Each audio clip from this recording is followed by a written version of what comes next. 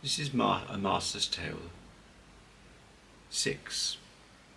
We're talking about the complexities of BDSM, and we've done it in the last 5 episodes, explaining from my own experience what that could be.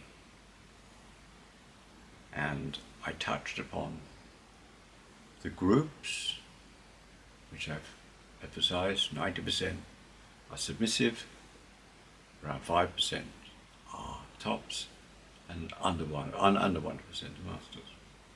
How does this come into existence? I've outlined my own evolution from a top to becoming a master, and it took about 30 years.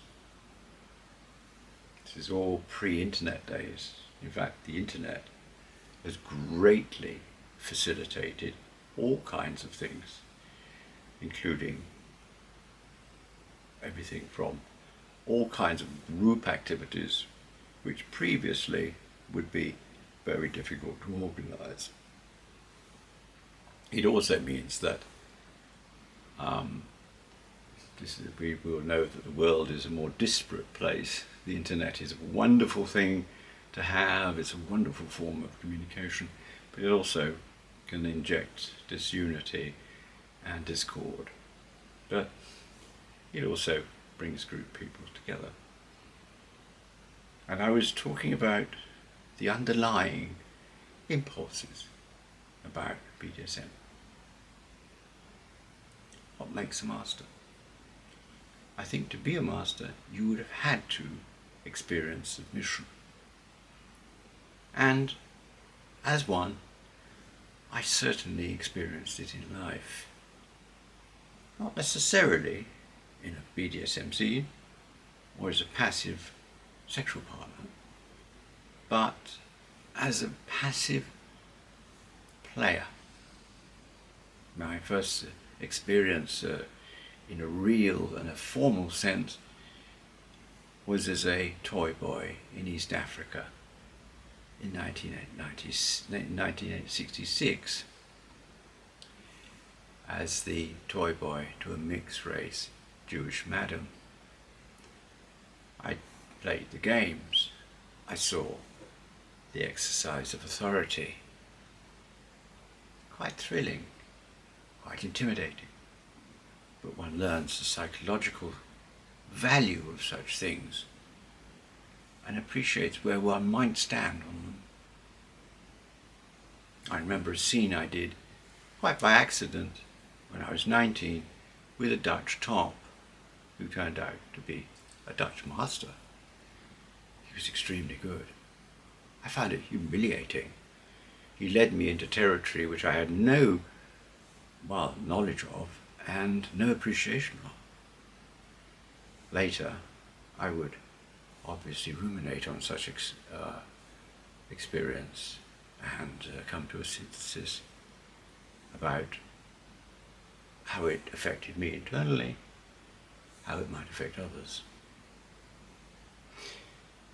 And ultimately, I would lose everything in the world in terms of relationships and financial security and end up as a guest of Her Majesty's government. There, I went right to the bottom, and by the time I left, I was as near the top as you could get. It took some years to learn the ropes. You need to know how it feels, what the value is, and where you are. An evolutionary process. Technique is one thing. Psychology and knowing are another. And I hope that these talks will stimulate and inform you wherever you are on any kind of range or spectrum, or whether or not this is of any interest to you as a main interest or as a niche interest. I would further say that the fluidity between groups is relative.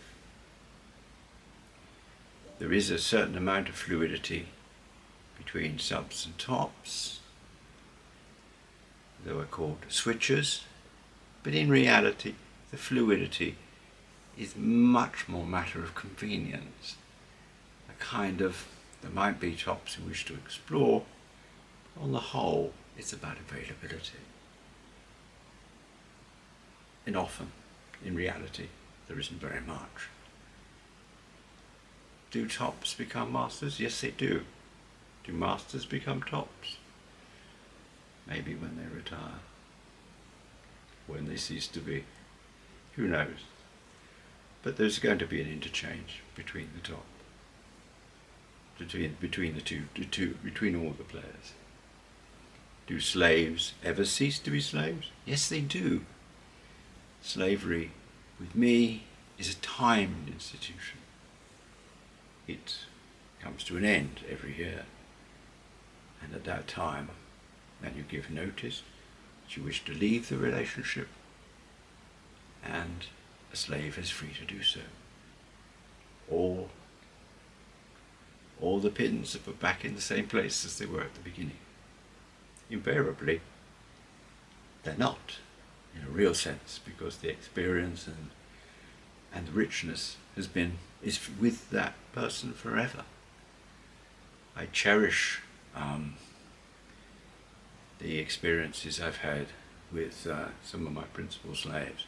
It's been enriching from both points of view.